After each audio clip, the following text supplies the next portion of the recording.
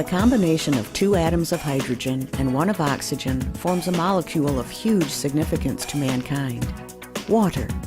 We simply cannot live without a safe and sufficient supply. Most of the time, though, we don't think about our drinking water.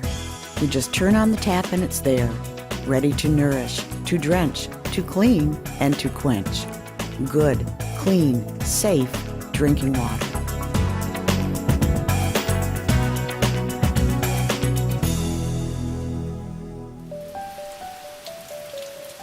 Did you know there's never any new water? The water we have today is the same water our Earth has had for billions of years. Nature recycles water through evaporation, transpiration, condensation, and precipitation. When rain or snow falls to Earth, some seeps through the ground and collects in aquifers, creating what we call groundwater. The water that we see on the Earth we call surface water, most of which is salt water in the oceans. Only 1% is fresh water in our rivers, lakes, streams, ponds, and springs. The Great Lakes Basin, to our north, has 1/5 of all the fresh water in the world. But how does the water get from nature's sources to our faucets? Some families have private residential wells that pump groundwater right out of an aquifer directly into their homes. For most of us, though, the source water takes an important detour through a public water supply system where it is carefully treated and consistently monitored to make sure it's safe to drink. A number of public systems tap into sources of groundwater, drilling large municipal wells to take their supply from aquifers. Some groundwater needs only limited treatment, the removal of iron, for example, or adding a disinfectant to kill harmful bacteria, or fluoride for healthy teeth. But other sources of groundwater and all surface water need more sophisticated treatment at public water treatment plants.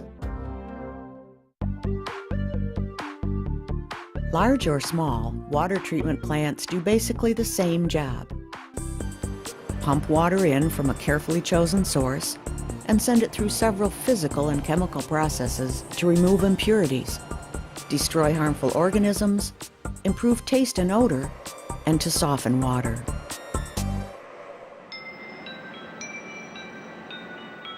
During a process called sedimentation, water moves slowly in a tank called a clarifier. Approved chemicals are added to help large particles coagulate or clump together, so they sink to the bottom to be removed.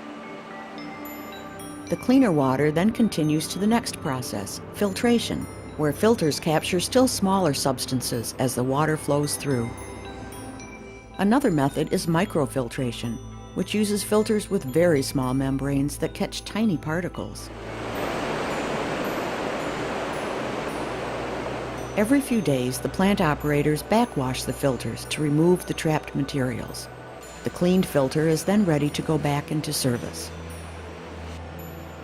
Finally, disinfection helps prevent disease.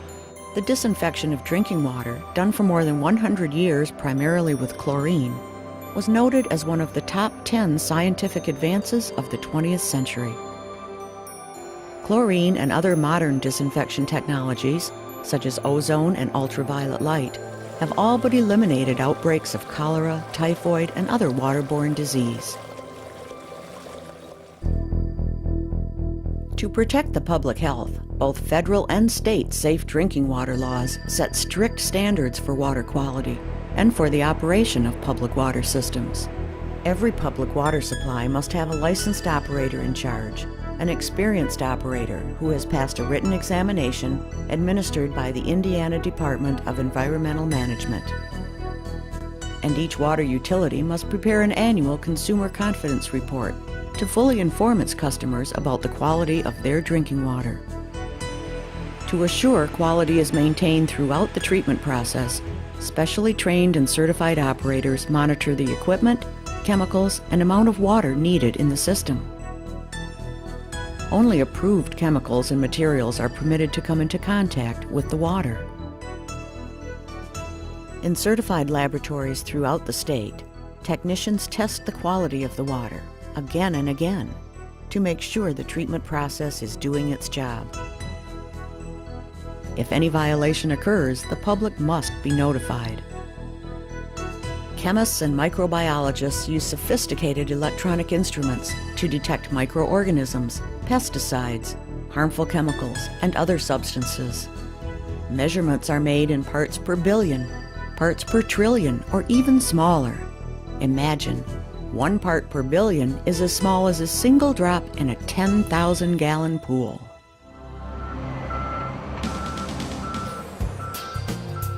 Laws also regulate the design and construction of public water systems. Engineers face the challenges of planning facilities that will meet increasing demands, accommodate more advanced and efficient treatment methods, and enhance the security of our public water supplies.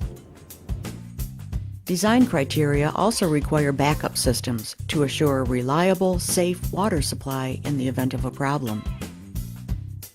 Supervisors and managers, operators and technicians, engineers and designers all make the highest use of their many years of education and training in order to deliver water of unquestionable quality.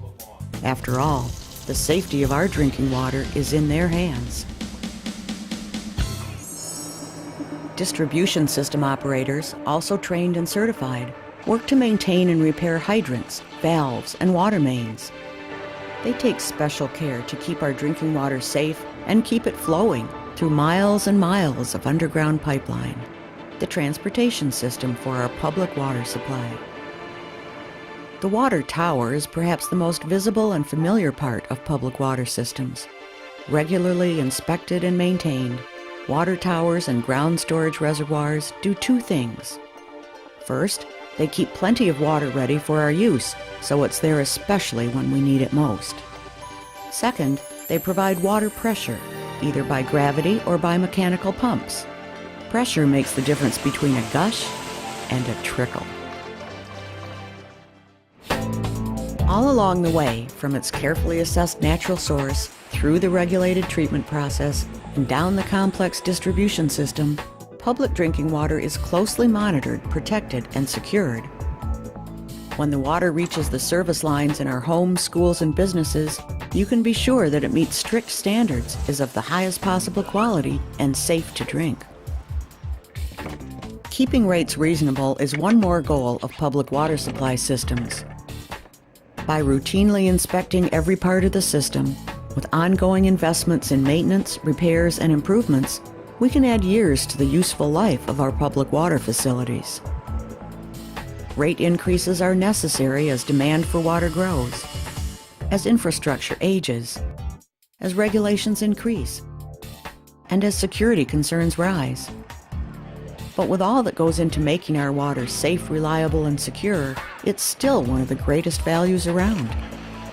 And best of all for our budgets, there's no need to spend dollars buying water at the store. For just pennies a day, safe public water is delivered, ready at the touch of a finger for instant on-site use or to fill up and go. Remember though, there's never any new water. Some of what we use seeps right back into the groundwater. Some goes down the drain as wastewater. Wastewater is treated too and then returned to the water cycle. As water falls through the air and runs over the land, it picks up substances put there by animals or by human activity, like viruses and bacteria, salts and chemicals, air emissions, as well as pesticides, herbicides, and fertilizers, substances that may reach our rivers, lakes, streams, and groundwater. Keep it out, not take it out.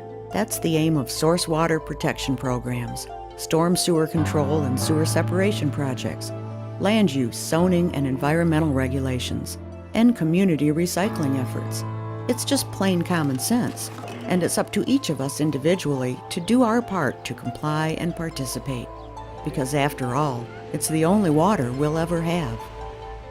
To learn more, check out the Indiana Section AWWA website at inawwa.org.